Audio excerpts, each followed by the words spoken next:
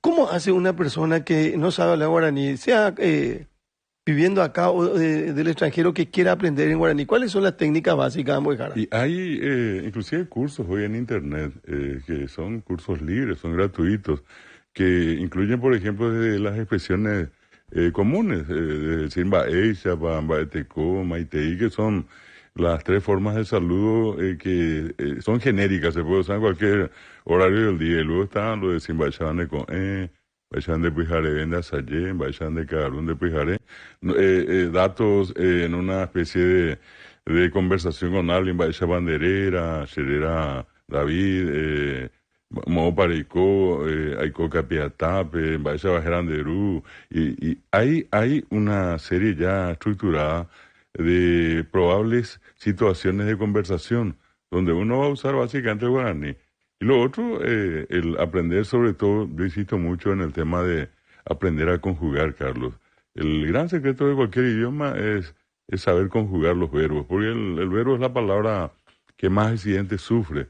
Entonces, en alguna medida, hablando mal y pronto, la palabra un poco más complicada en cualquier lengua. Y en el guaraní, por suerte, no es tan complicado, uno consigue aprender rápido a conjugar y a eso se le van agregando a algunos nombres, el decir señor, señora, caraí, cuña, caraí.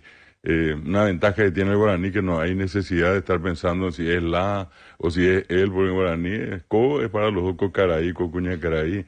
Ahí, te puedo asegurar, Carlos, y a toda la gente que nos ve, que nos escucha, que aprender guaraní es mucho más fácil de lo que muchas veces se imagina. Se creó nomás una especie de mito ya con el que es difícil, que es complicado. Sin embargo, hay personas que aprenden rapidísimo.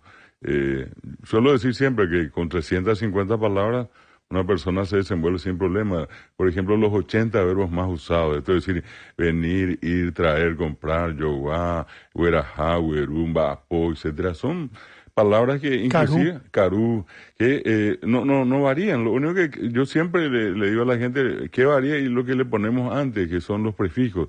Digo, a, y después pongo ambapo, re, mbapo, ombapo, a, carú, re, carú, o carú. Sabiendo esa estructura, una persona fácilmente aprende a hablar.